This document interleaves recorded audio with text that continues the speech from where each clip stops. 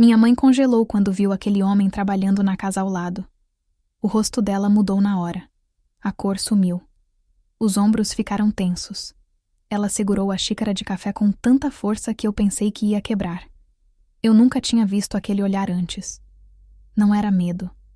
Não era raiva. Era algo mais profundo. Algo antigo. Algo que tinha sido enterrado há muito tempo e que de repente tinha voltado à superfície. Ali eu soube. O passado que ela enterrou tinha voltado. E ele estava a menos de 10 metros de distância. Se você gosta de histórias reais e profundas como essa, se inscrever é de graça e ajuda muito esse canal a continuar. Tudo começou numa manhã de quinta-feira. Eu tinha ido visitar minha mãe, como fazia toda semana. Ela morava numa casa bonita, num bairro tranquilo, resultado de anos de trabalho duro. Minha mãe sempre foi uma mulher de sucesso. Arquiteta, reconhecida, respeitada. Mas mais do que isso, ela sempre foi forte. Aquele tipo de força silenciosa, que não precisa gritar, que não precisa provar nada para ninguém. Ela simplesmente existia com uma dignidade que impressionava qualquer um que a conhecesse. Naquela manhã, estávamos na cozinha. Ela preparava café enquanto me contava sobre um projeto novo. Algo grande, importante. O tipo de coisa que ela sempre sonhou fazer. Os olhos dela brilhavam quando falava. Era bonito de ver. Foi quando ouvimos o barulho. Caminhões, vozes, movimento na casa ao lado. A mansão ao lado tinha ficado vazia por meses. O dono anterior tinha se mudado para fora do país e colocado o imóvel à venda. Era uma casa enorme, imponente, com jardins extensos e muros altos. Finalmente venderam, minha mãe disse, olhando pela janela. Estava começando a ficar abandonada.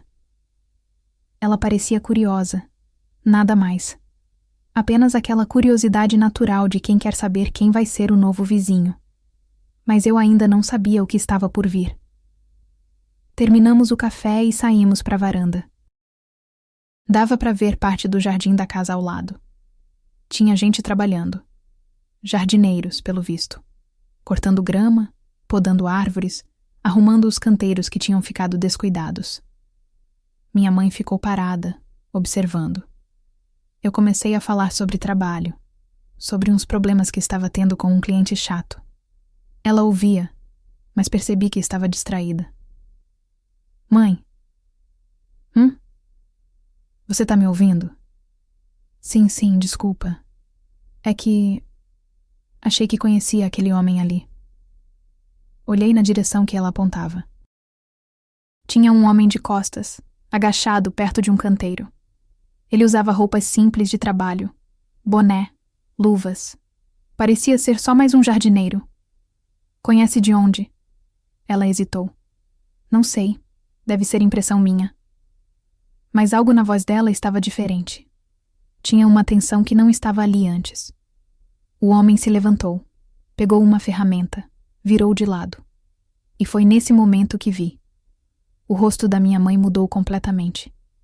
A cor sumiu. Os lábios apertaram. Os olhos ficaram fixos nele. E pela primeira vez na vida, vi minha mãe parecer frágil. Mãe, o que foi? Ela não respondeu.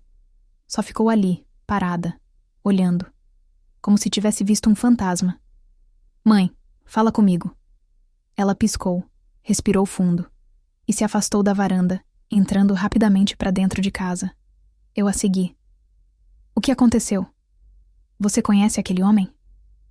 Ela foi até a pia, lavou o rosto. Demorou mais tempo do que o necessário. Quando se virou para mim, tentou sorrir, mas o sorriso não chegou nos olhos. Estou bem. Só... Fiquei tonta por um segundo. Mãe, não me engana. Eu vi. Você reconheceu aquele homem. Ela suspirou. Sentou na cadeira da cozinha. Ficou olhando para as próprias mãos. Mãos que construíram uma vida, que desenharam projetos, que seguraram ela de pé quando tudo poderia ter desmoronado. Reconheci. Quem é ele? Ela demorou para responder. Quando falou, a voz saiu baixa, quase um sussurro. Alguém que eu conhecia há muito tempo mesmo. E por que você ficou assim? Ela olhou para mim, e naquele olhar vi algo que nunca tinha visto antes. Dor, antiga, profunda, do tipo que nunca cicatriza completamente. Porque ele me machucou, Marina, de um jeito que eu nunca esqueci. Meu coração apertou. Minha mãe nunca falava sobre o passado. Nunca falava sobre relacionamentos antigos. Nunca falava sobre nada que viesse antes do meu pai, que tinha morrido quando eu tinha 15 anos. Ela sempre foi uma fortaleza. E fortalezas não mostram as rachaduras, mas naquele momento, pela primeira vez, eu vi as rachaduras. O que ele fez? Ela balançou a cabeça. Não quero falar sobre isso agora. Por favor. Mãe. Marina, por favor. Eu parei. Respeitei. Mas não consegui ignorar o aperto no peito. Algo muito ruim tinha acontecido entre ela e aquele homem. Algo que mesmo depois de tantos anos ainda doía. Fiquei com ela o resto da manhã. Tentei distraí-la. Conversamos sobre outras coisas, mas ela estava distante. Perdida. Como se metade dela ainda estivesse lá fora, na varanda, encarando o fantasma do passado. Antes de ir embora, fui até a janela de novo. O homem ainda estava lá, trabalhando, suado, concentrado. Ele parecia ter uns 60 e poucos anos. Rosto marcado pelo tempo, cansado. Não parecia nada de especial. Só mais um trabalhador fazendo o seu serviço. Mas para minha mãe, ele era muito mais do que isso. Ele era uma ferida que nunca tinha fechado. E agora, de alguma forma, a vida tinha colocado ele ali, a 10 metros de distância, todos os dias, trabalhando no jardim da casa ao lado. Voltei para a sala onde minha mãe estava. Você quer que eu fique? Não precisa. Eu vou ficar bem. Tem certeza? Ela assentiu. Mas eu não acreditei. Mesmo assim, fui embora. Porque às vezes, a única coisa que a gente pode fazer é respeitar o espaço da outra pessoa. Mas no caminho de volta para casa, não consegui parar de pensar. Quem era aquele homem? O que ele tinha feito com minha mãe? E por que, depois de tanto tempo, ela ainda reagia daquele jeito ao vê-lo? Eu ainda não sabia, mas estava prestes a descobrir. Nos dias seguintes, liguei para minha mãe várias vezes. Ela dizia que estava tudo bem, que estava ocupada com trabalho, que eu não precisava me preocupar. Mas eu conhecia minha mãe e sabia quando ela estava mentindo. No sábado, decidi aparecer sem avisar. Cheguei por volta das 10 da manhã. Toquei a campainha.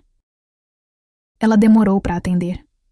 Quando abriu a porta, estava de roupão, cabelo preso de qualquer jeito, olheiras fundas. Marina, não sabia que você vinha. Eu sei, por isso vim. Entrei sem esperar convite. A casa estava estranhamente silenciosa. Tinha xícaras de café sujas na pia, papéis espalhados na mesa. Minha mãe sempre foi organizada. Ver a casa daquele jeito me assustou. Você não tá bem. Estou sim. Mãe, para. Eu não sou criança. Você não dormiu direito, não se arrumou e parece que não comeu nada desde que eu vim aqui na quinta. Ela suspirou e sentou no sofá. Cobriu o rosto com as mãos. Eu tô tentando, Marina. Tô tentando ignorar. Fingir que não tem nada demais. Mas é difícil. Sentei ao lado dela. Ele ainda tá trabalhando lá? Todos os dias. Das 8 da manhã até as 5 da tarde. Eu vejo ele da janela. Eu ouço a voz dele quando ele conversa com os outros.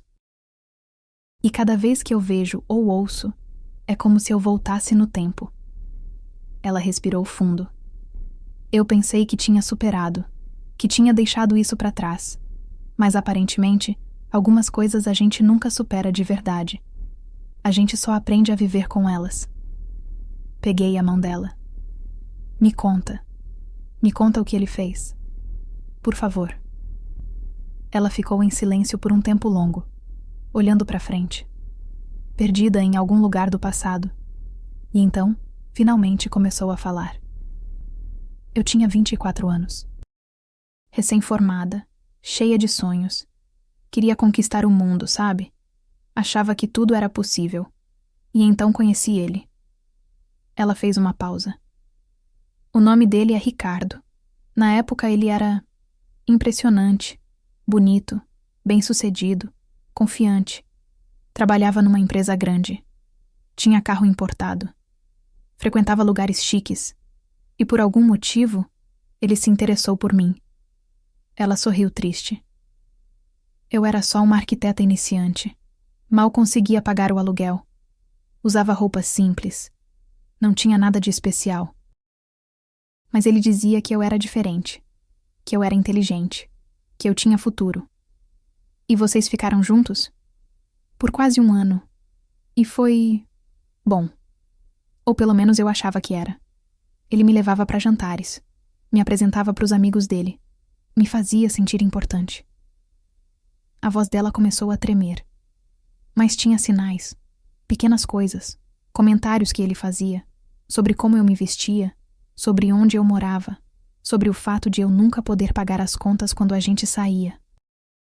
Ele te humilhava? De forma sutil, nunca era direto, mas sempre tinha aquele tom, aquela insinuação. Como se eu devesse ser grata por ele estar comigo, como se ele estivesse me fazendo um favor.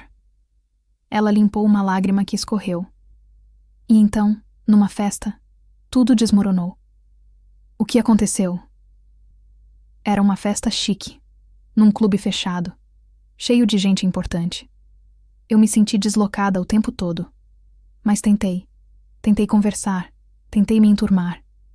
E no meio da noite, eu ouvi. Ela parou. Respirou fundo. E continuou. Ouvi Ricardo conversando com os amigos dele.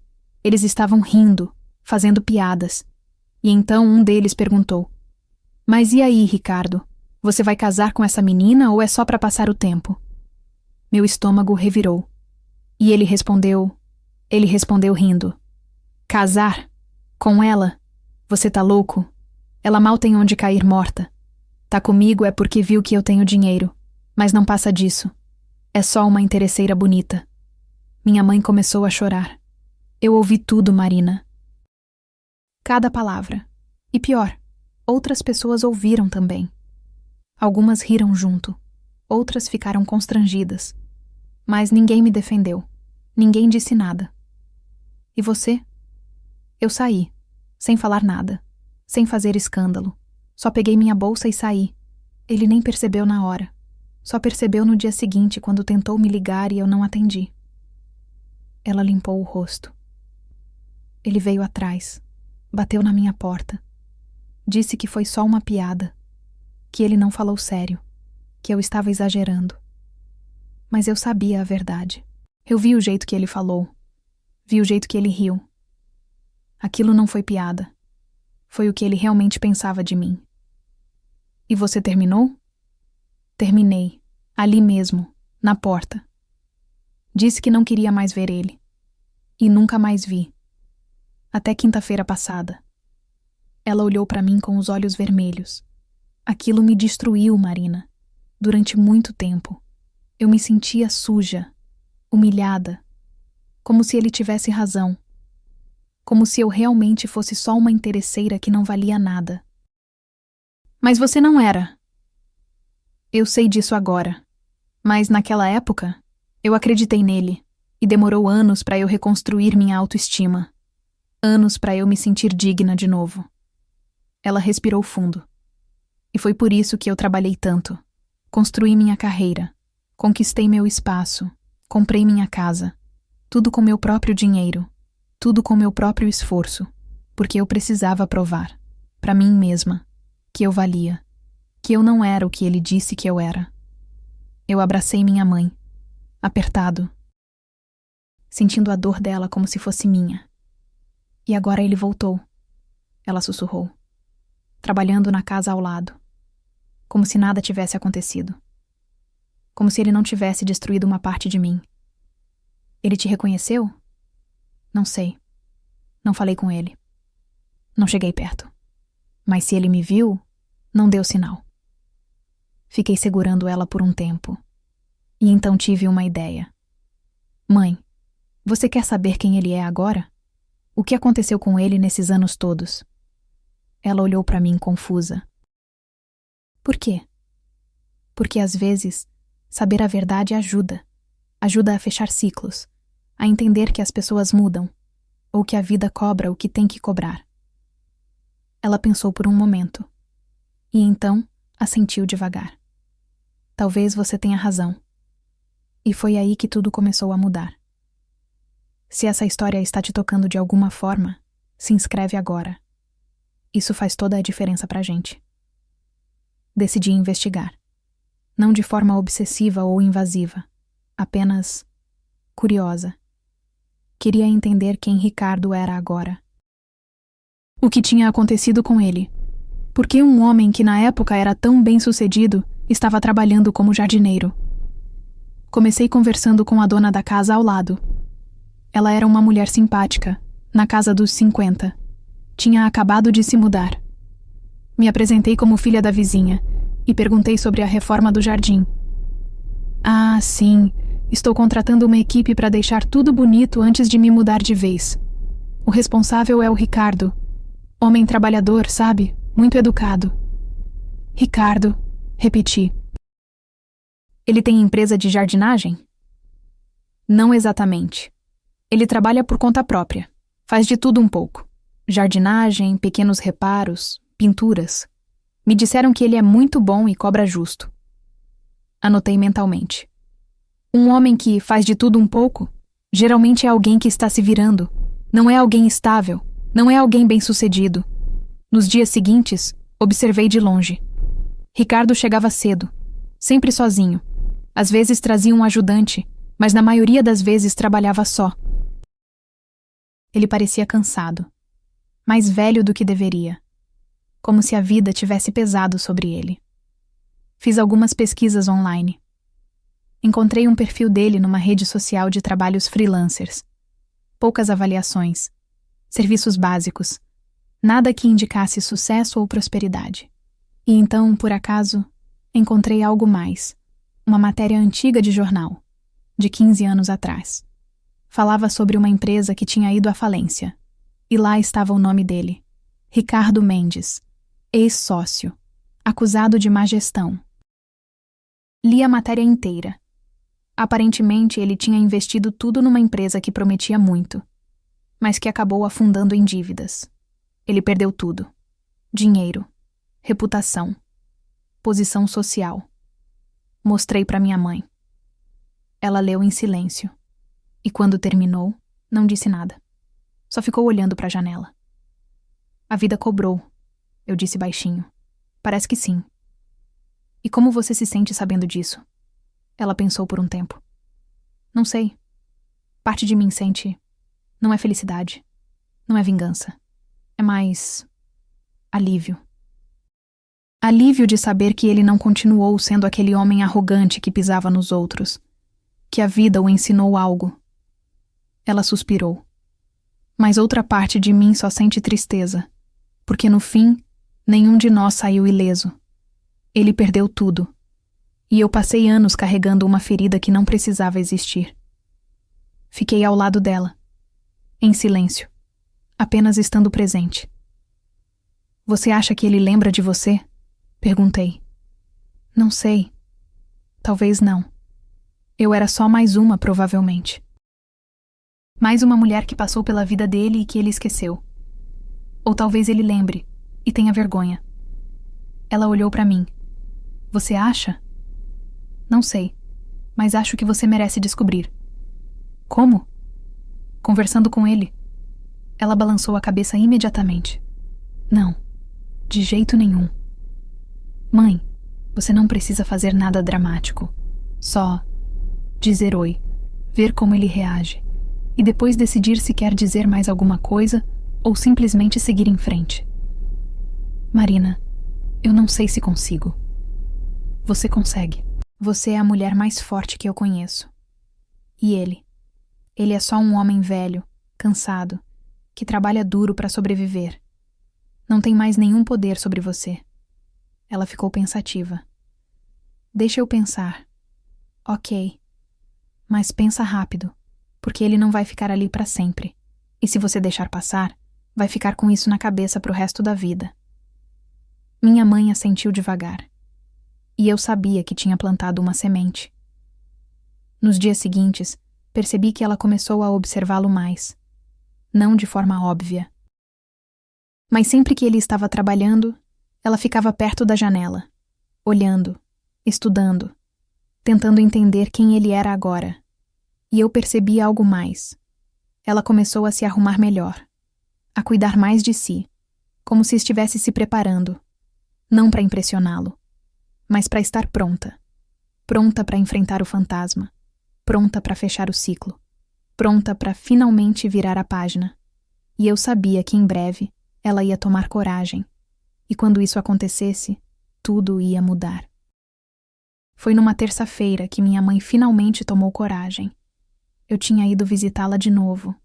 Ela estava diferente, mais arrumada, maquiagem leve, cabelo preso com cuidado, roupa simples, mas elegante.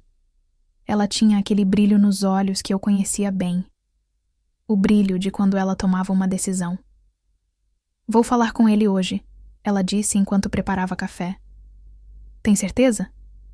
Não, mas preciso fazer mesmo assim. Sentamos na varanda.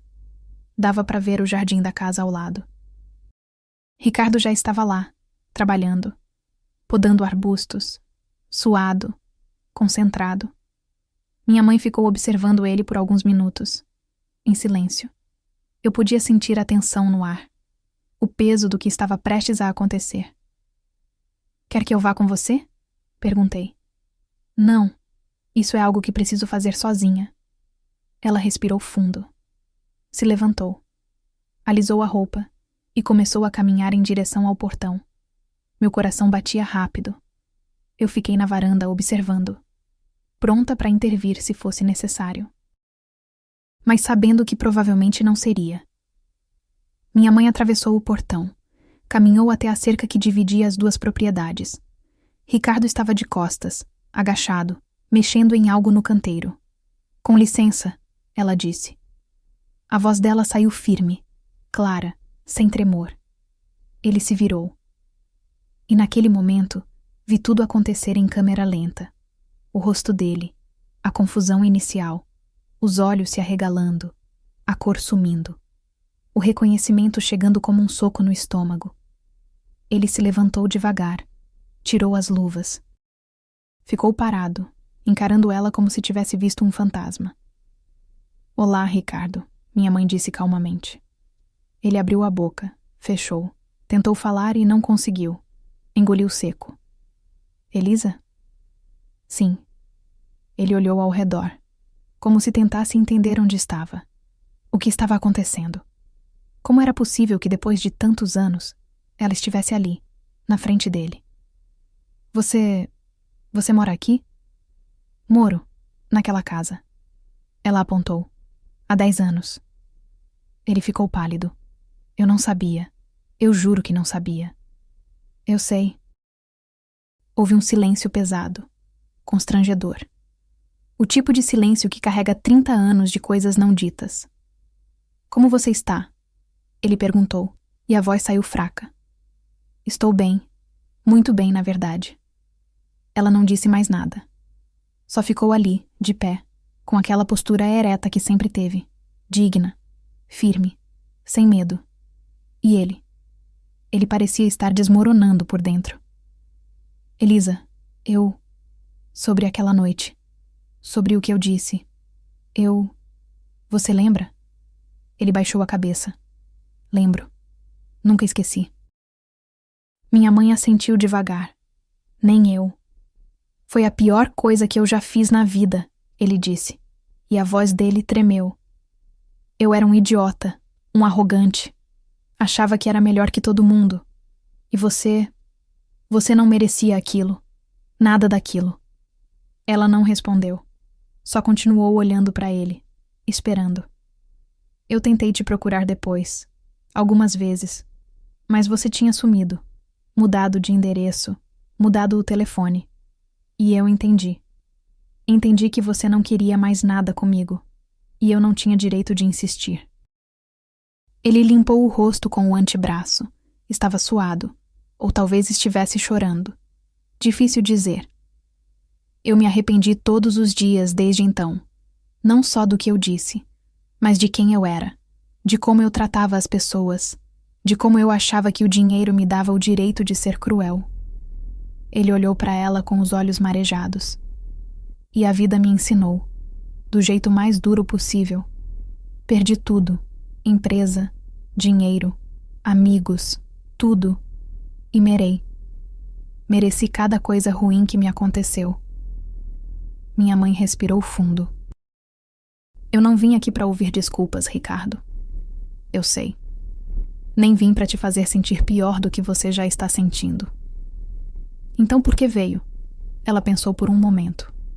Porque durante 30 anos, carreguei a humilhação que você me causou. Carreguei a dor, a vergonha, a sensação de não ser boa o suficiente. E eu precisava te ver. Precisava ver quem você se tornou, para poder finalmente fechar esse ciclo. Ele assentiu devagar. E conseguiu? Ela olhou para ele, de cima a baixo. Viu o homem cansado, quebrado, que trabalhava duro para sobreviver. Viu o que restou do homem arrogante que um dia a humilhou. Sim, consegui. Houve outro silêncio. Você construiu uma vida bonita, ele disse baixinho. Essa casa, essa tranquilidade. Vi seus projetos na internet. Você se tornou alguém importante, respeitada. Me tornei quem eu sempre fui. Só levou tempo para eu mesma acreditar nisso. Ele sorriu triste. Eu nunca devia ter duvidado de você. Não, não devia. Minha mãe deu um passo para trás. Eu vou embora agora. E quando você terminar o trabalho aqui, vai embora também. E nossas vidas vão seguir caminhos separados, como sempre deveria ter sido. Elisa, eu... Não precisa dizer mais nada, Ricardo. Já disse tudo o que precisava. Ela se virou para ir embora. Mas ele falou de novo.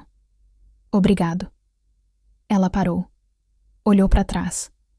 Por quê? Por não me humilhar agora. Por não fazer comigo o que eu fiz com você. Porque Deus sabe que eu mereceria. Minha mãe olhou para ele por um longo momento. Eu não sou você, Ricardo. Nunca fui. E nunca vou ser. E então ela voltou para casa. Eu estava esperando na varanda. Ela passou por mim sem dizer nada. Entrou. Foi até o quarto. E se trancou lá. Esperei alguns minutos. Então bati na porta. Mãe? Silêncio. Posso entrar? Pode. Abri a porta devagar. Ela estava sentada na beirada da cama, olhando para a janela. Tinha lágrimas escorrendo pelo rosto, mas não eram lágrimas de tristeza. Eram lágrimas de alívio. Consegui, ela sussurrou. Finalmente consegui. Sentei ao lado dela. Segurei a mão dela. Estou orgulhosa de você. Ela sorriu através das lágrimas. Eu também estou. Ficamos ali, em silêncio, lado a lado. E pela primeira vez em 30 anos, minha mãe estava livre. Livre do peso. Livre da dor. Livre da humilhação. Livre para viver sem carregar o passado nas costas.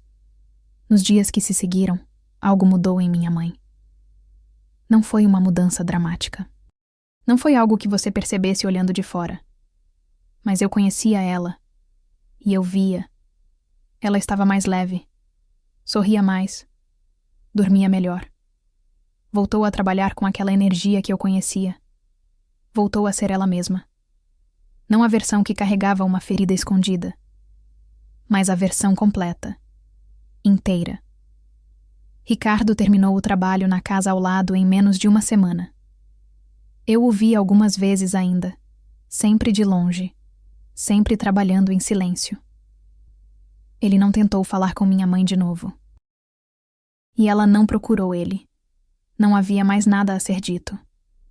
Quando o trabalho terminou, Ele foi embora. E foi como se um capítulo tivesse finalmente se fechado. Uma manhã, minha mãe me ligou. Marina, vem almoçar aqui hoje. Quero conversar com você sobre uma coisa. Fui. Quando cheguei, ela estava na cozinha preparando algo que cheirava maravilhosamente bem. Música tocando. Janelas abertas. Luz entrando. Que bom humor é esse? Perguntei sorrindo.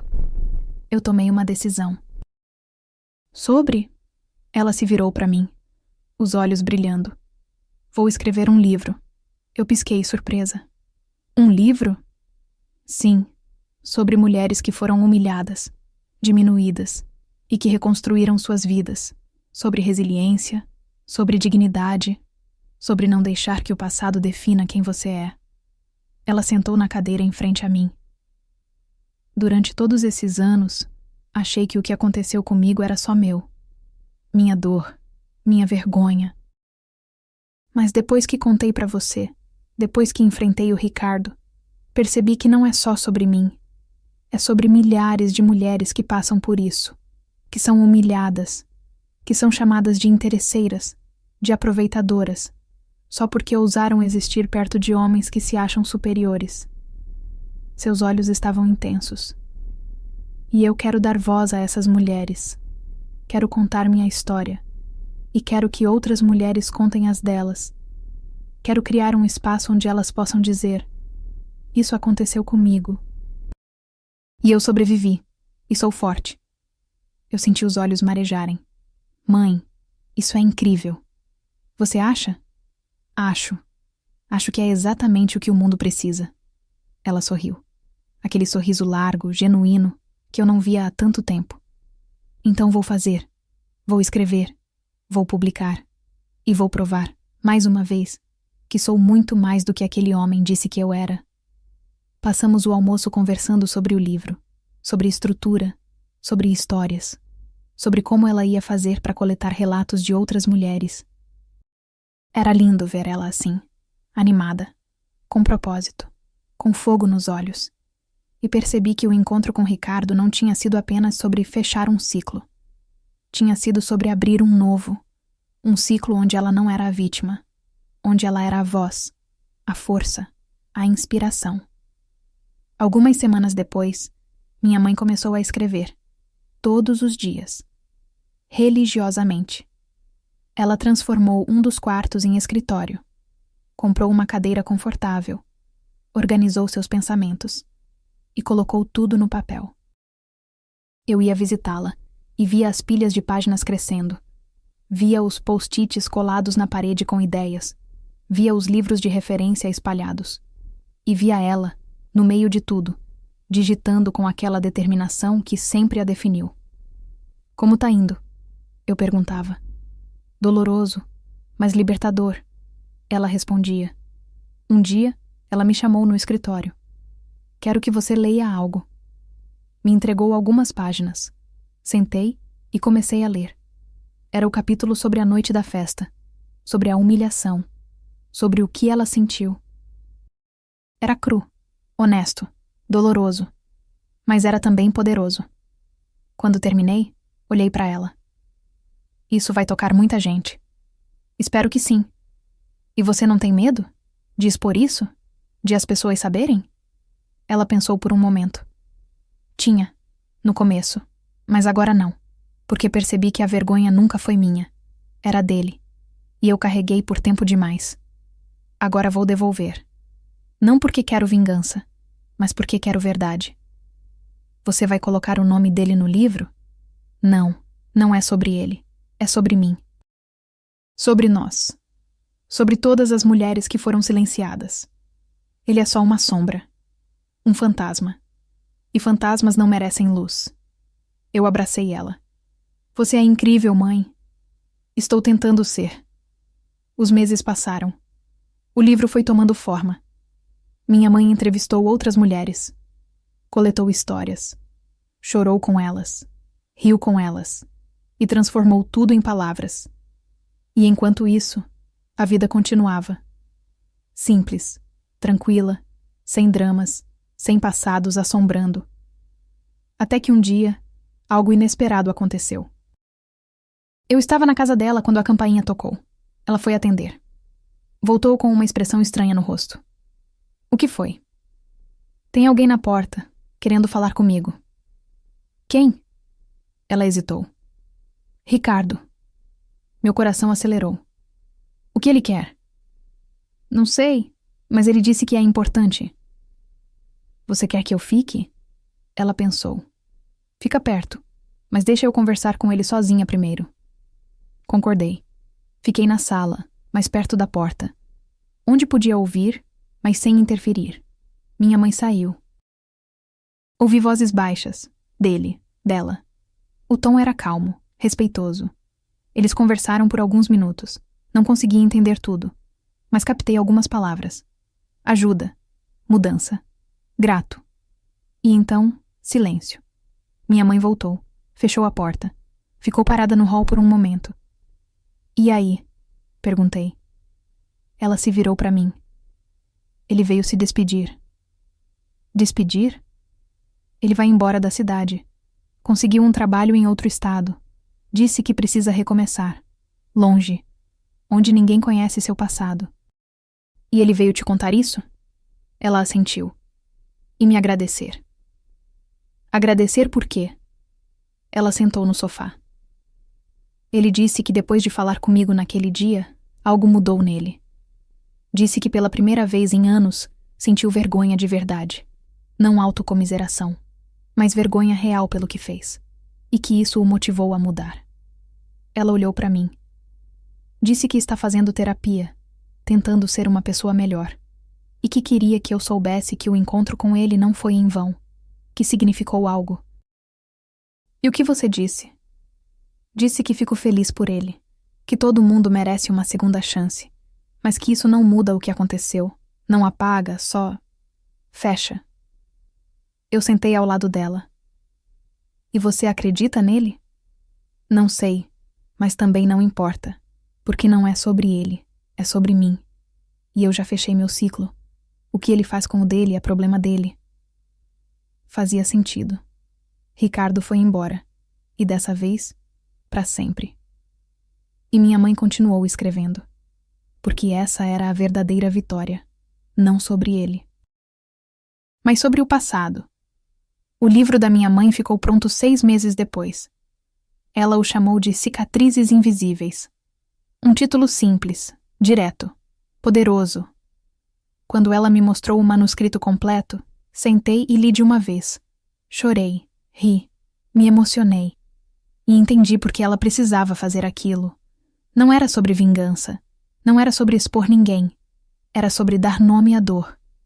Era sobre transformar algo que a destruiu em algo que poderia curar outras pessoas. Você vai publicar? Perguntei. Vou tentar. Mandei para algumas editoras. Vamos ver o que acontece. Aconteceu algo que nem ela esperava. 3 editoras responderam interessadas.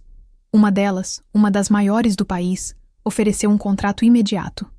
Disseram que o livro tinha potencial, que era necessário, que as mulheres precisavam ler aquilo. Minha mãe chorou quando recebeu a notícia. Eu não acredito, ela disse rindo e chorando ao mesmo tempo. Não acredito que isso está acontecendo. Está. E você merece. Merece nada, Marina. Eu só escrevi. Só coloquei para fora o que estava dentro. E isso é exatamente o que faz de você especial. O livro foi publicado 4 meses depois. A editora fez um trabalho lindo, capa simples, mas impactante. Uma mulher de costas olhando para frente, simbolizando o recomeço. O lançamento foi numa livraria no centro da cidade. Minha mãe estava nervosa. Mudou de roupa 3 vezes. Refez a maquiagem 2. Mas quando finalmente chegamos lá, e ela viu a quantidade de gente que tinha ido, algo nela mudou. Ela ficou calma, confiante. Subiu no pequeno palco improvisado. Pegou o microfone e começou a falar. Boa noite. Meu nome é Elisa. E durante 30 anos carreguei uma humilhação em silêncio. A sala ficou quieta. Fui chamada de interesseira por um homem que achava que o dinheiro dele lhe dava o direito de me diminuir. E acreditei, Acreditei que eu não valia nada, que eu era só isso. Uma mulher que estava ali por conveniência. Ela respirou fundo. Mas estava errada. E ele estava errado. E levou anos, décadas, para eu entender isso. Ela ergueu o livro. Esse livro é sobre isso. Sobre mulheres que foram diminuídas, que foram chamadas de interesseiras, de aproveitadoras, de fúteis, só porque existiram perto de homens inseguros, e sobre como essas mulheres se reergueram, sozinhas, com dignidade. Ela olhou para a plateia. Se você está aqui hoje e passou por algo parecido, quero que saiba. A vergonha não é sua, nunca foi. E você não precisa carregar isso. Você pode soltar, você pode seguir, e você pode vencer, não vencendo sobre ele, mas vencendo sobre a dor. A plateia aplaudiu, forte, emocionada. Minha mãe sorriu. E eu vi naquele momento que ela tinha realmente vencido. O livro vendeu mais do que qualquer um esperava. Em 2 semanas, esgotou a primeira tiragem. A editora teve que fazer reimpressão. E então outra. E outra. Minha mãe começou a receber mensagens, centenas delas, de mulheres agradecendo, contando suas histórias, dizendo que o livro tinha mudado algo nelas. Uma mulher escreveu: li seu livro e chorei do começo ao fim, porque foi minha história também. Fui chamada de interesseira pelo homem que eu amava. E carreguei isso por 20 anos. Mas depois de ler suas palavras, entendi que não preciso carregar mais. Obrigada. Outra disse: minha filha passou por isso. E eu não sabia como ajudar. Dei seu livro para ela. E pela primeira vez em meses vi ela sorrir. Obrigada por dar voz a ela. Minha mãe lia cada mensagem. Respondia quando podia. E guardava todas. Isso é maior do que eu imaginava, ela me disse um dia. Eu achei que era só sobre mim. Mas não é. É sobre todas nós. Sempre foi. Alguns meses depois, minha mãe foi convidada para dar uma palestra, numa universidade, sobre resiliência feminina, sobre reconstrução, sobre dignidade. Ela aceitou. E foi incrível. Ela falou para uma sala cheia de jovens mulheres, contou sua história, sem filtros, sem enfeites. E quando terminou, elas se levantaram, aplaudiram. Algumas choraram, e uma delas, uma menina de uns 20 anos, se aproximou depois. Obrigada, ela disse com a voz embargada. Eu precisava ouvir isso, porque eu tô passando por algo parecido agora. E eu achava que era culpa minha, que eu tinha feito algo errado. Mas agora, eu sei que não. Minha mãe abraçou ela, forte. Não é culpa sua, nunca foi, e nunca vai ser. A menina chorou no ombro dela, e minha mãe deixou. Porque às vezes, um abraço diz mais do que 1000 palavras. Voltamos para casa naquele dia em silêncio. Mas era um silêncio bom, confortável, completo.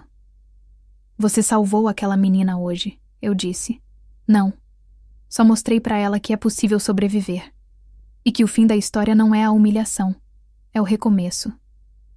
Ela olhou pela janela, pro céu que começava a escurecer. Sabe o que é engraçado, Marina? Durante anos achei que o pior dia da minha vida tinha sido aquela festa, aquela humilhação. Mas agora vejo que não foi. Foi o melhor. Como assim? Porque me quebrou. E quando você se quebra, tem 2 escolhas: ficar no chão ou se reconstruir. E eu escolhi me reconstruir. E me tornei isso, essa mulher. Essa versão de mim que eu amo, que eu respeito.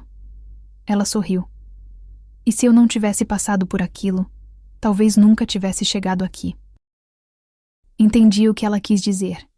Porque no final, não era sobre Ricardo. Não era sobre o que ele disse. Não era sobre a humilhação.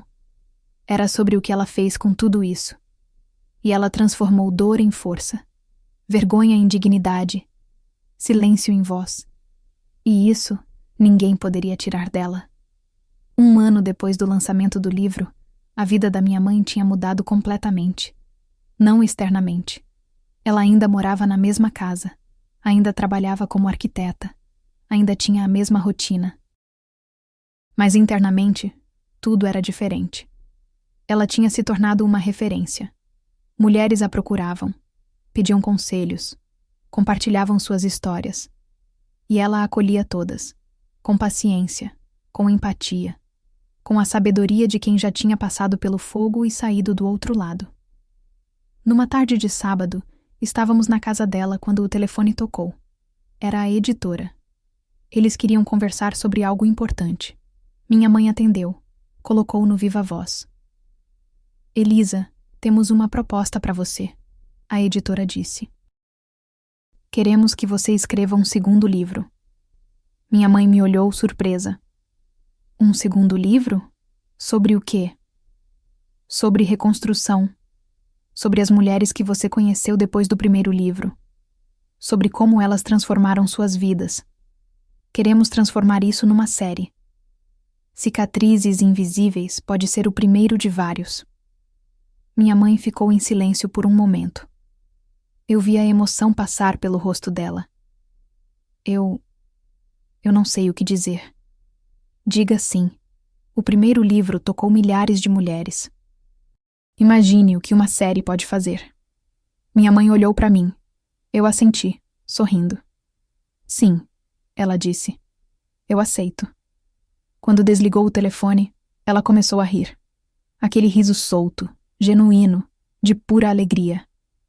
Você acredita nisso, Marina? Eu que passei 30 anos escondendo minha dor, agora vou escrever uma série inteira sobre ela.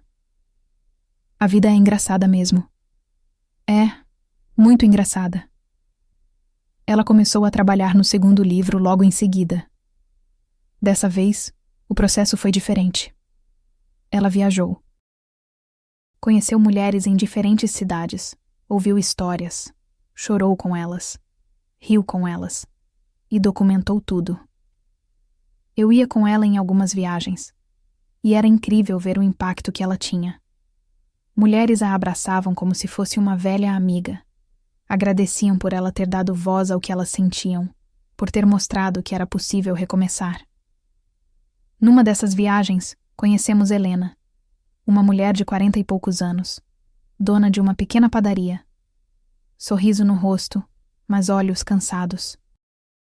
Helena nos recebeu na padaria dela. Preparou café. Trouxe pães quentinhos. E então começou a contar sua história.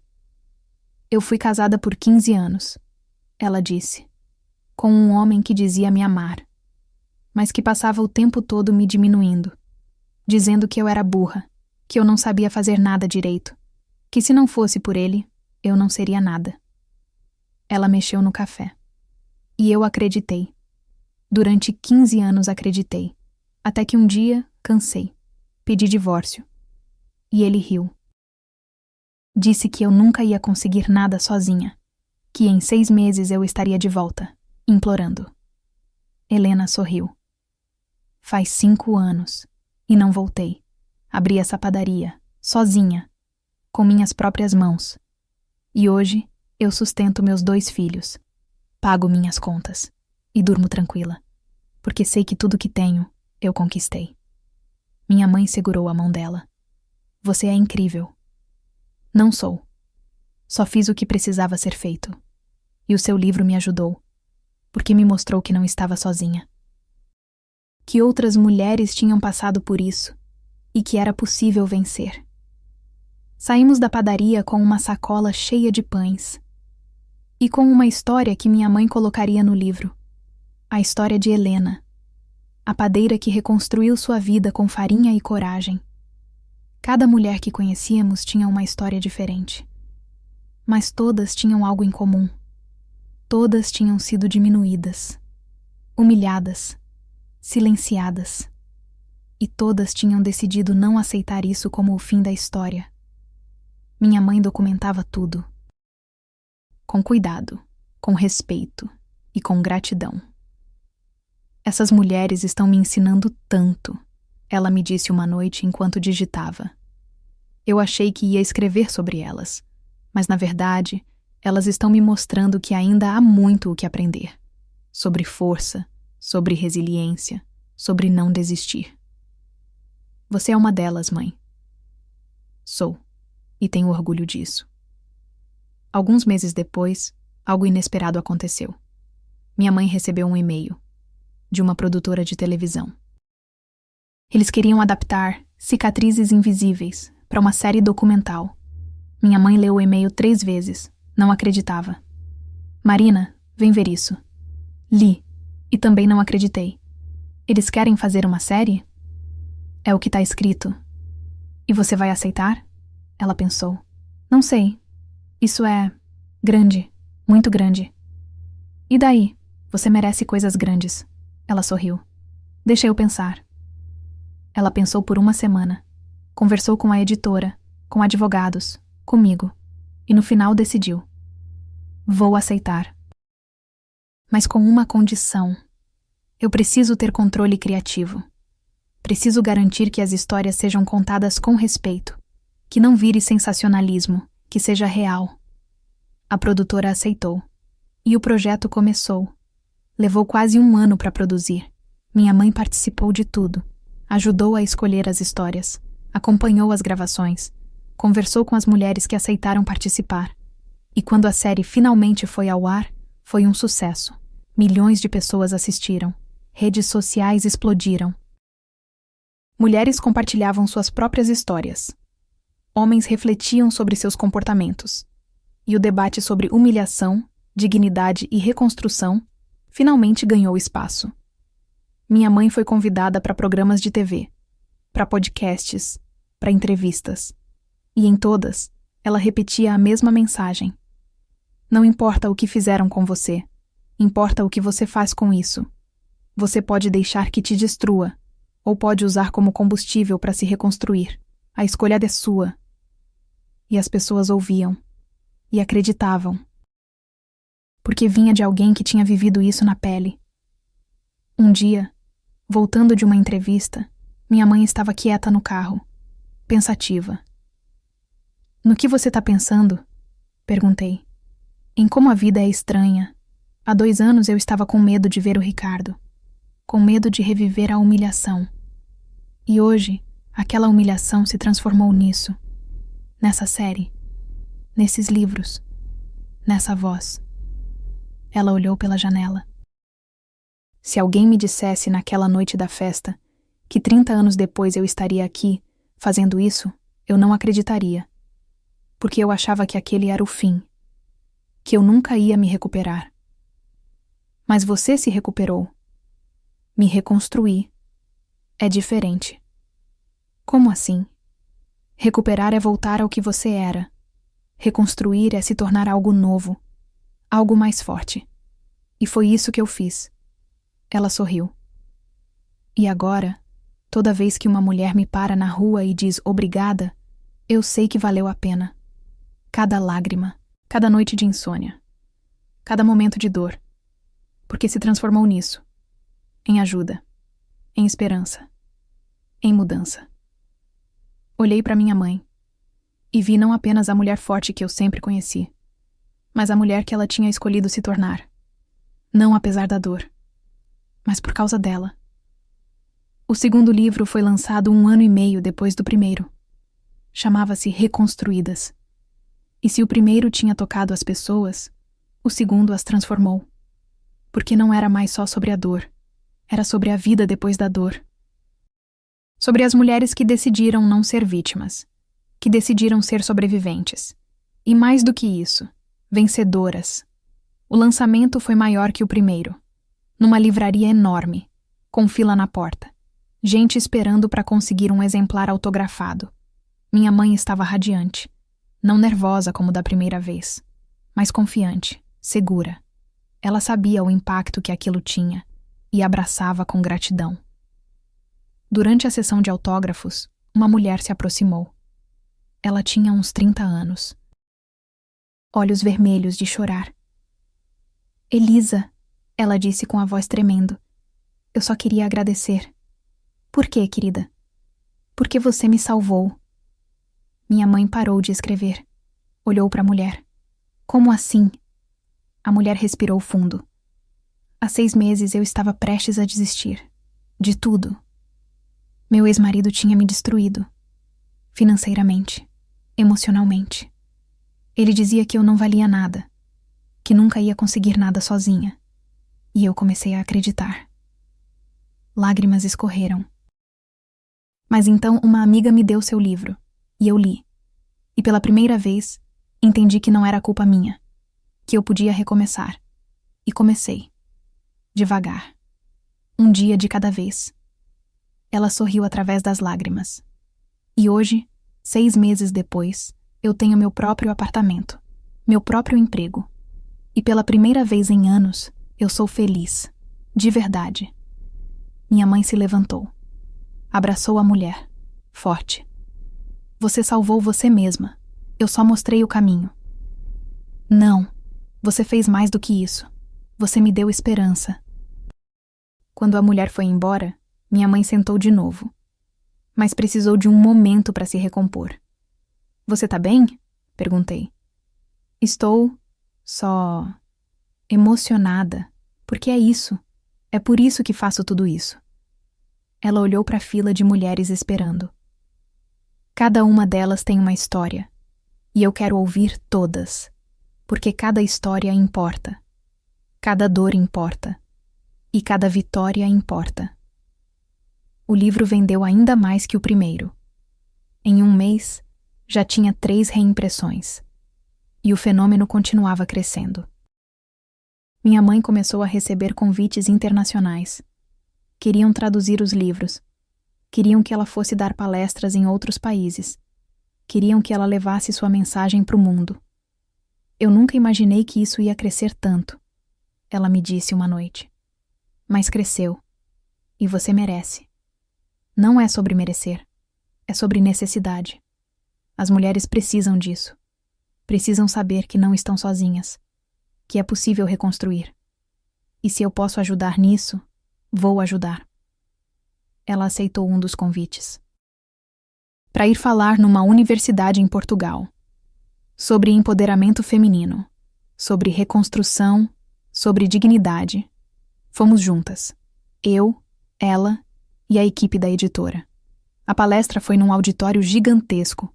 Lotado. Mulheres de todas as idades. Algumas jovens começando suas vidas. Outras mais velhas tentando recomeçar. Minha mãe subiu no palco e começou a falar. Ela contou sua história, sem filtros, a humilhação, a dor, os anos de vergonha e então a decisão de mudar. De não aceitar aquilo como o fim.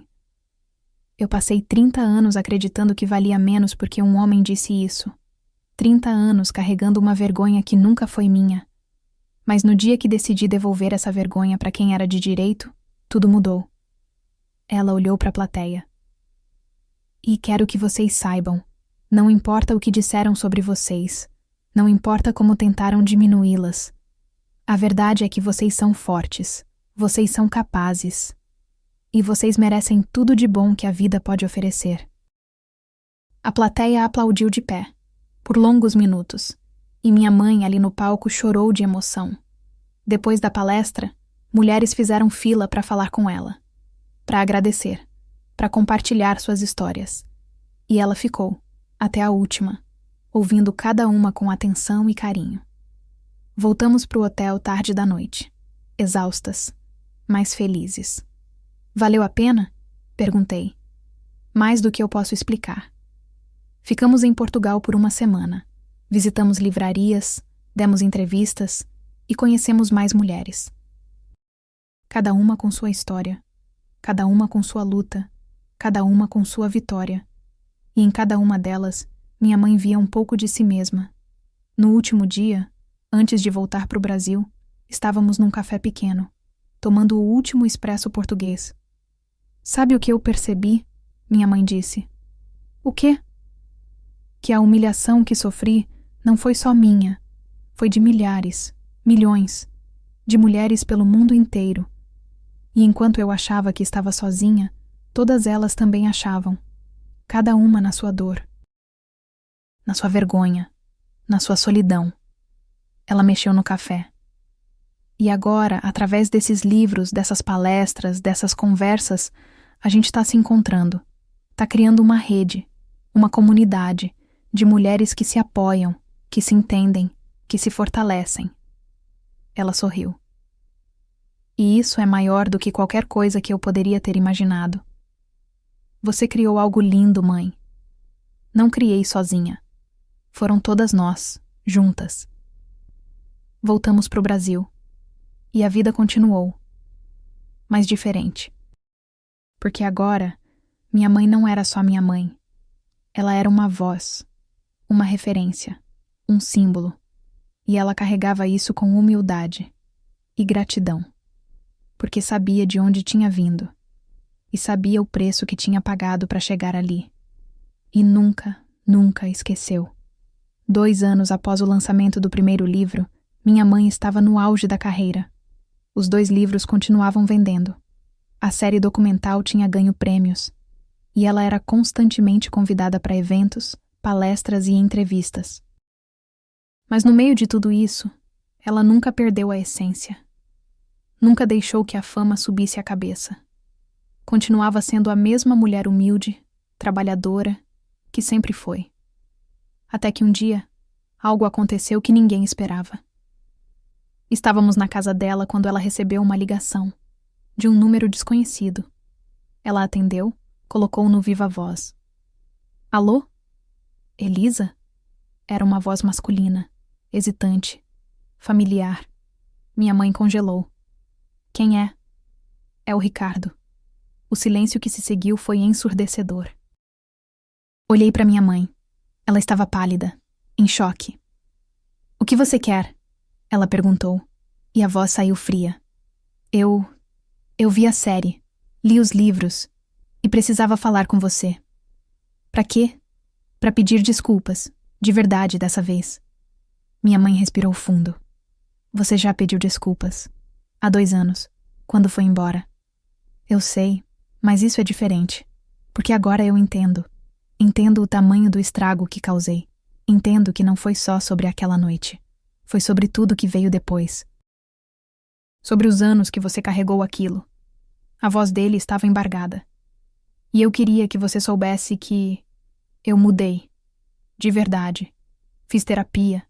Trabalhei em mim. E hoje sou uma pessoa diferente. Não melhor, talvez, mas diferente. Minha mãe ficou em silêncio. Elisa, você ainda tá aí? Estou. Eu não tô pedindo o seu perdão. Não acho que mereço. Só queria que você soubesse que o que você fez com esses livros, com essa série, mudou vidas. Inclusive a minha. Como assim? Porque me fez enxergar. Me fez ver o quanto de dor eu causei. Não só em você, mas em todas as mulheres que eu tratei mal na vida. E isso me destruiu, mas também me reconstruiu. Houve uma pausa. E queria agradecer por ter transformado sua dor em algo tão poderoso, algo que está salvando mulheres e educando homens. Minha mãe limpou uma lágrima que escorreu. Obrigada por ligar, Ricardo, mas não precisava. Precisava, para mim, para poder finalmente fechar esse ciclo de verdade. Então considere fechado. Obrigado. E parabéns. Por tudo. Você é incrível. Ele desligou. Minha mãe ficou parada, segurando o telefone, olhando para nada. Você tá bem? Perguntei. Ela assentiu devagar. Estou. Só não esperava isso. Você acredita nele? Não sei. Mas também não importa. Porque o ciclo que ele precisa fechar é dele. O meu, eu já fechei. Ela colocou o telefone na mesa. Mas é bom saber que algo mudou. Que talvez, só talvez, ele tenha aprendido. E que outras mulheres não vão passar pelo que eu passei por causa dele. Naquela noite, minha mãe ficou pensativa, quieta, processando. E no dia seguinte, ela me ligou. Marina, decidi uma coisa. O quê? Vou escrever um 3º livro. Sobre perdão. Não o perdão que você dá para a pessoa, mas o perdão que você dá para si mesma. Por ter acreditado nas mentiras. por ter carregado a vergonha, por ter demorado tanto para se libertar. Ela respirou fundo. Porque percebi que ainda tinha uma coisa que eu não tinha feito. Eu perdoei o Ricardo. Perdoei a situação, mas não tinha me perdoado. Por ter sido fraca. Por ter acreditado. Por ter demorado 30 anos para me libertar. Mãe, você não foi fraca. Eu sei disso agora, mas na época achava que era, e carreguei essa culpa também. E agora quero me perdoar, completamente, e quero ensinar outras mulheres a fazerem o mesmo. O terceiro livro levou 1 ano para ser escrito. E foi o mais profundo dos 3.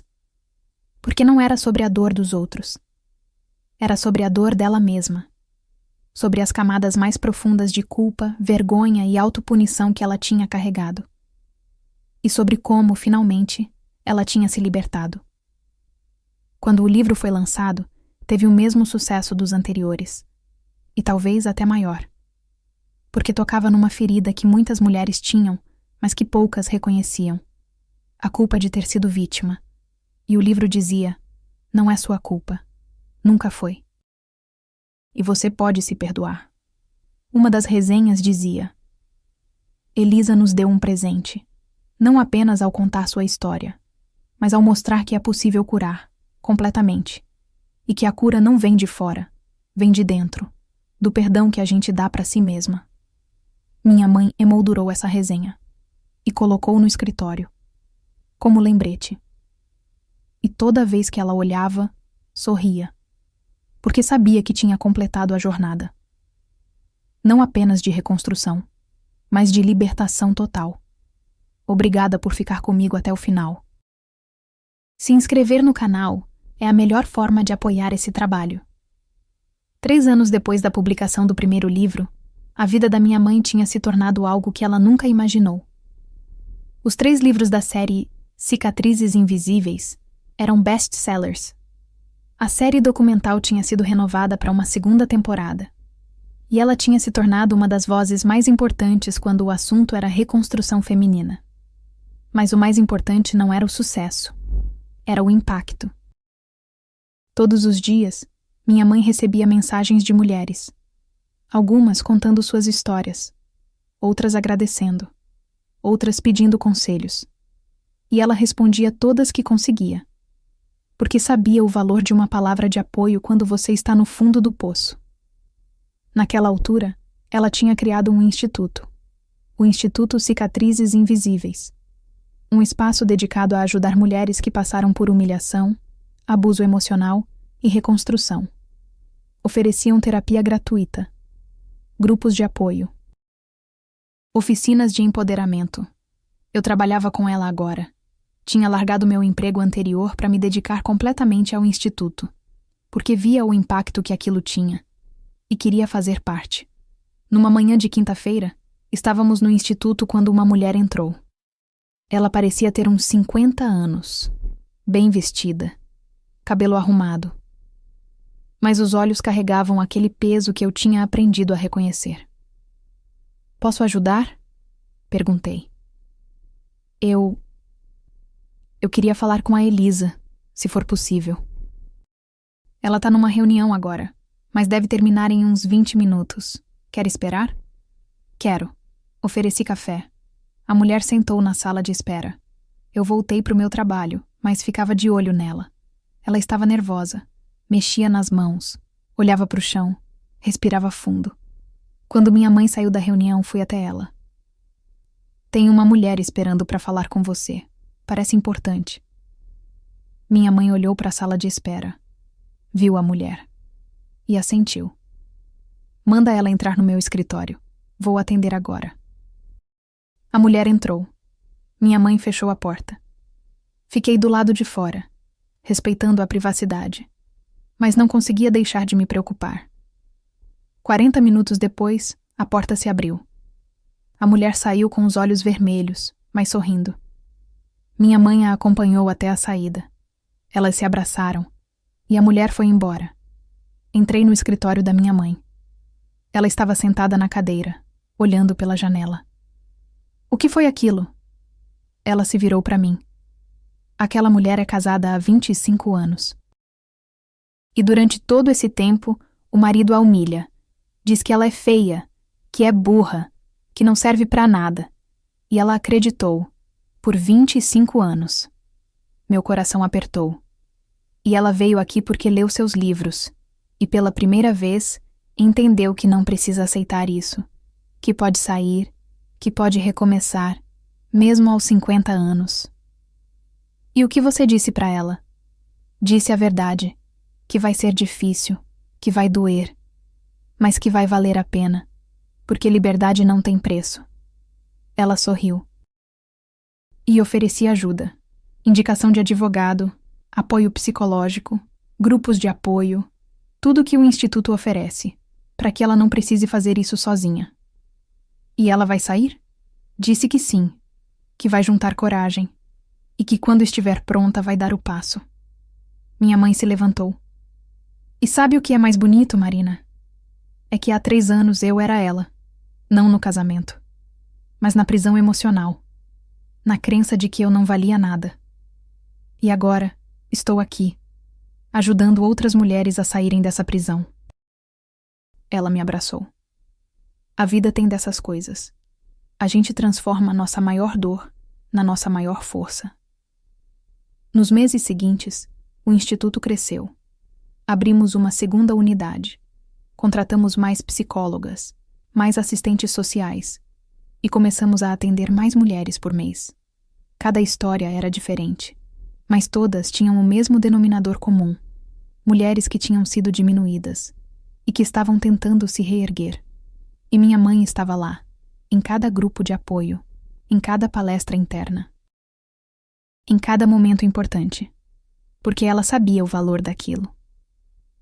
Um dia, durante um grupo de apoio, uma das mulheres perguntou: Elisa, você nunca pensou em desistir? Quando tudo parecia pesado demais? Minha mãe pensou por um momento.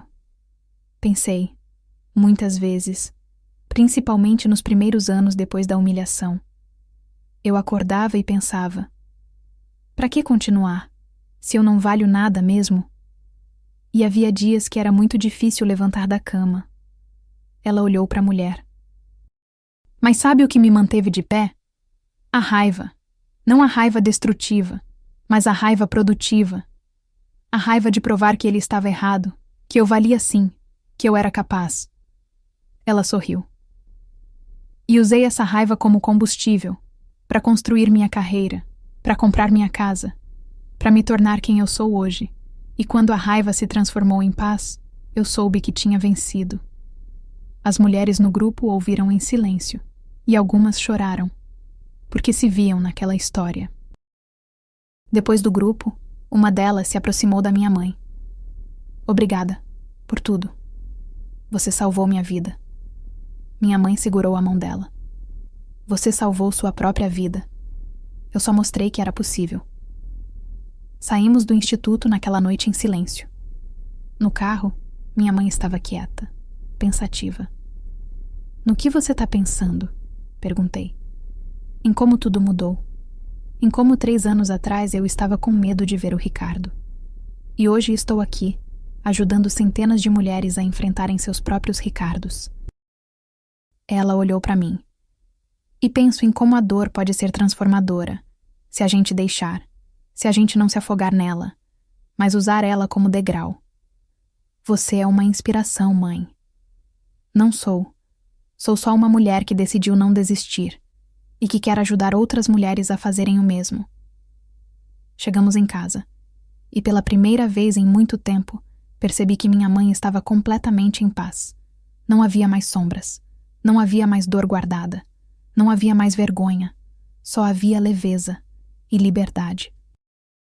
4 anos após o lançamento do primeiro livro, minha mãe foi convidada para dar uma palestra internacional, numa conferência sobre direitos das mulheres, em Nova York, com representantes de mais de 50 países. Era o maior evento que ela tinha participado até então. E ela estava nervosa. Não pela quantidade de gente, mas pela responsabilidade. Porque sabia que suas palavras iam ser ouvidas por pessoas que podiam fazer diferença real nas políticas públicas de seus países. Fomos juntas. Eu, ela e uma pequena equipe do instituto.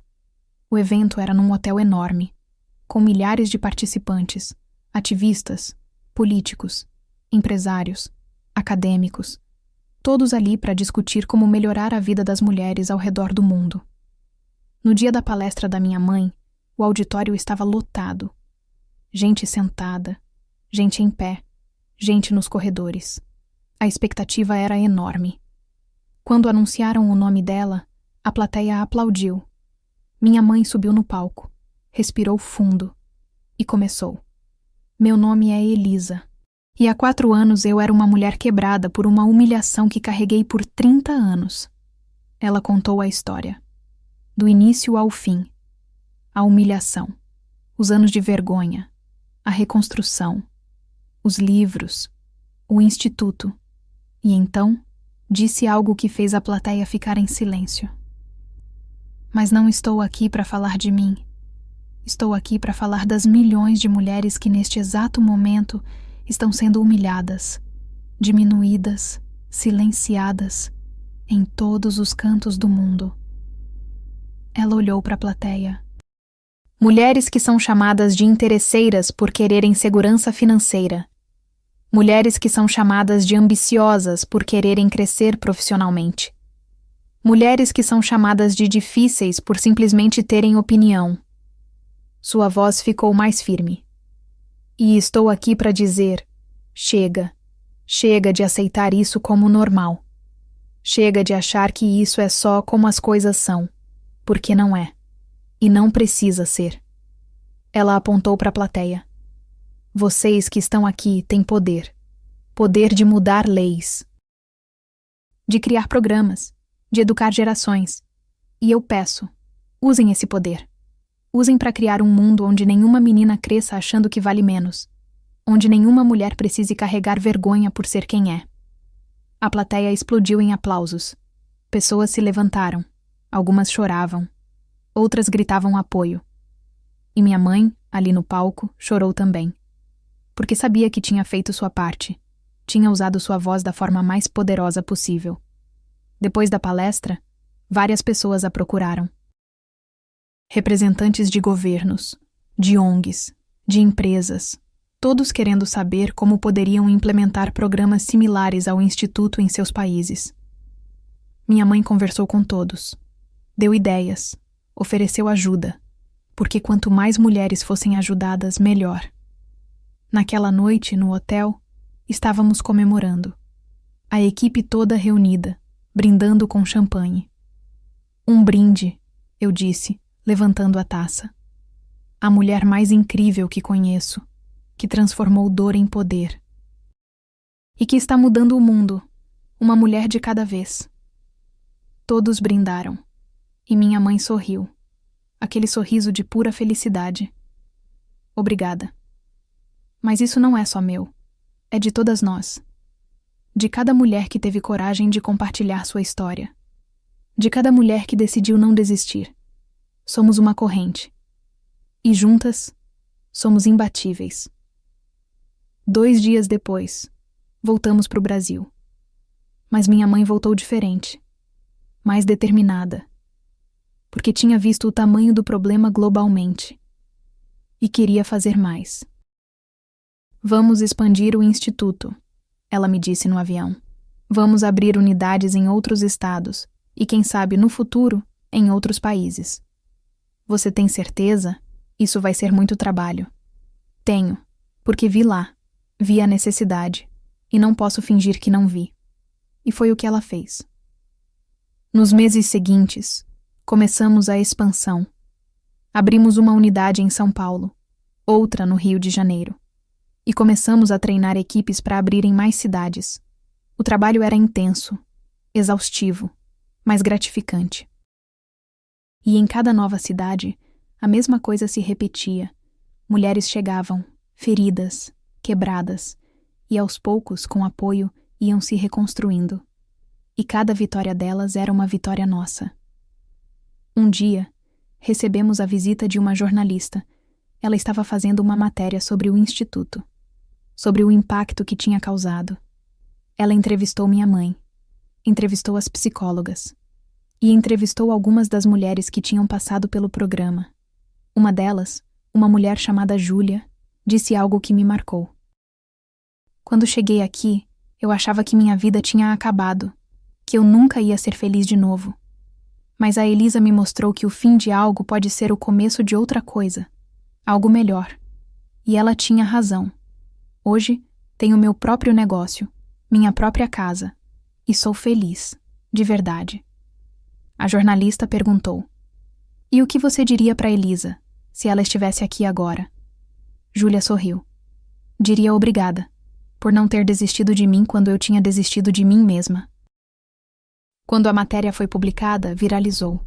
Milhões de visualizações, milhares de compartilhamentos, e o resultado foi imediato. Mais mulheres procurando ajuda, mais doações para o instituto, mais apoio.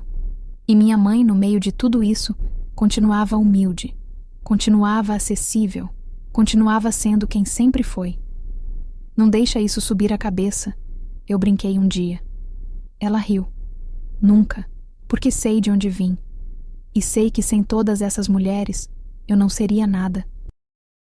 Elas me ensinaram tanto quanto eu ensinei a elas. E era verdade. Porque no final, não era sobre ela, era sobre todas nós, juntas.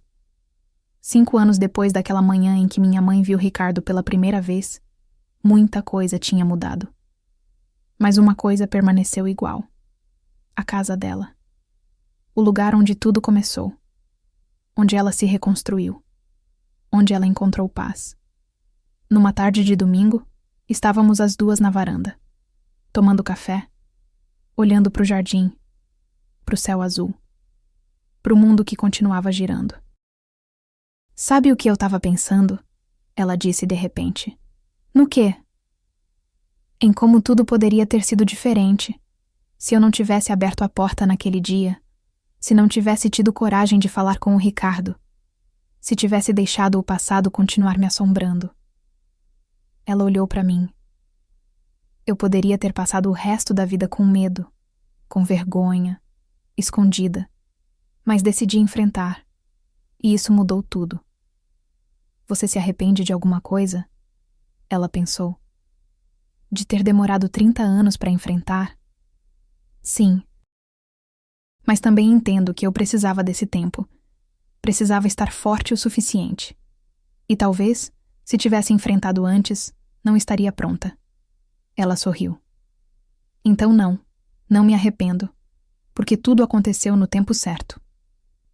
Ficamos em silêncio por um momento, apreciando a paz, a tranquilidade, a sensação de completude. "E o Ricardo?" perguntei. "Você pensa nele ainda?" "Às vezes, mas não com raiva, nem com mágoa, só com compreensão.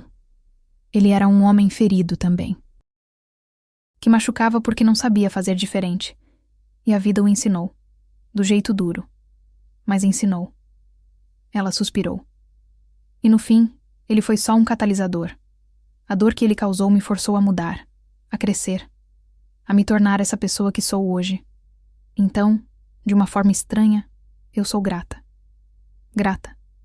Não pela dor, mas pelo que a dor me ensinou, que eu era mais forte do que imaginava, que eu podia reconstruir, que eu podia ser feliz sozinha, sem precisar da validação de ninguém." Ela olhou para o céu. "E que eu podia usar minha história para ajudar outras pessoas. E isso, Marina, não tem preço." Algumas semanas depois, minha mãe recebeu um e-mail de uma editora internacional. Eles queriam publicar os livros dela em mais de 20 países, em várias línguas. Ela me mostrou o e-mail, incrédula. "Isso é real?" "É, e você merece." Não é sobre merecer, é sobre impacto. Se esses livros podem ajudar mulheres em outros países, então tem que ser publicado. Ela aceitou. E nos meses seguintes, os livros foram traduzidos, publicados. E o impacto foi global. Mulheres da Ásia, da Europa, da África, da América Latina, todas lendo, todas se identificando, todas se sentindo menos sozinhas, E minha mãe recebia mensagens de todos os lugares, em inglês, em francês, em árabe. E mesmo quando ela não entendia a língua, entendia a emoção. É incrível, ela me disse um dia, como a dor é universal. Não importa onde você nasceu, qual sua cultura, qual sua língua. A dor de ser diminuída é a mesma. E a cura também. Exato. 6 meses depois, algo inesperado aconteceu. Minha mãe foi indicada para um prêmio internacional de direitos humanos, por seu trabalho com o Instituto, por dar voz às mulheres silenciadas. Quando ela soube, ligou para mim chorando. Marina, eu não acredito. Isso é grande demais. Você merece, mãe, mais do que ninguém. A cerimônia seria em Genebra, na sede da ONU, com representantes de todo o mundo. Fomos, eu, ela e uma delegação do Instituto. A cerimônia foi linda, emocionante. E quando anunciaram o nome da minha mãe como vencedora, a sala inteira se levantou. Aplaudiu por minutos. Minha mãe subiu no palco, pegou o prêmio e começou a falar. Não sei se mereço esse prêmio, porque tudo que fiz foi transformar minha dor em propósito. Mas se isso inspira outras pessoas a fazerem o mesmo, então aceito, com gratidão e com humildade. Ela ergueu o prêmio. Esse prêmio não é meu. É de todas as mulheres que tiveram coragem de recomeçar. De todas que se recusaram a ser definidas por suas dores. De todas que transformaram cicatrizes em força. Ela olhou para a plateia. E dedico esse prêmio especialmente àquela menina de 24 anos, que foi humilhada numa festa, que chorou sozinha, que acreditou por um tempo que não valia nada. Sua voz tremeu, porque hoje, 35 anos depois, ela sabe que vale, que sempre valeu. E que nenhuma palavra de nenhum homem pode mudar isso. A sala explodiu em aplausos. E minha mãe, ali no palco, com o prêmio nas mãos, sorriu. Um sorriso de vitória. Não sobre Ricardo, mas sobre tudo que ela foi. E sobre tudo que ela se tornou. Voltamos para o Brasil alguns dias depois.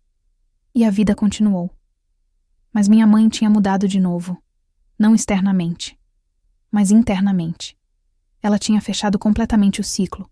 Não havia mais dor. Não havia mais vergonha. Não havia mais nada que aprendesse ao passado. Só havia paz e gratidão. E uma sensação profunda de que ela tinha cumprido seu propósito.